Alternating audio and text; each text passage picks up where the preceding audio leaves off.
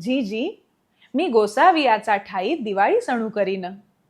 सर्वज्ञ म्हणितले, महात्मेया सहितू करा.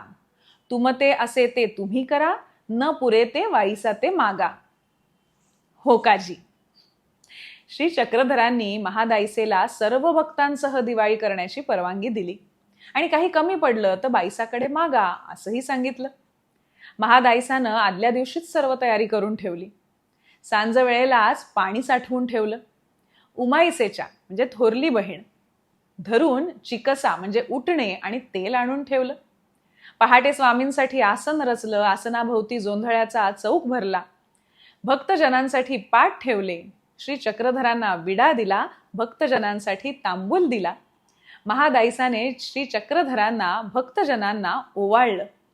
महादायसाने श्री चक्रधरांचं उठण्यानं अंग चोळून दिलं.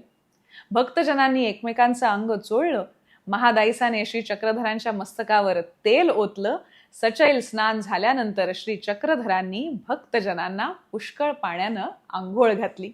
आता हेच त्या भाषेत कसं वाटतं पाहूया.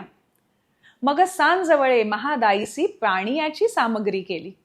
चिकसा तेल उमाईसाचा धरुनी आणिला. मग प्रातःकाळी गोसावियांसी उपहुडू झाला. गोसावियांसी आसन रचिरले. भगतिजांना पाट पासवडिले. जोन्हळे यांचा चौकू भरिला. गोसावी आसनी उपविष्ट झाले.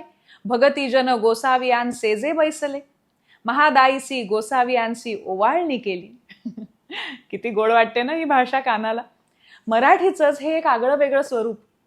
चिकसा म्हणजे उठणं, गोसावी म्हणजे चक्रधर स्वामी आणि सर्वज्ञ हा शब्द सुद्धा त्यांच्यासाठीच आला आहे. आणि चौक भरणं म्हणजे धान्याची रांगोळी काढणं.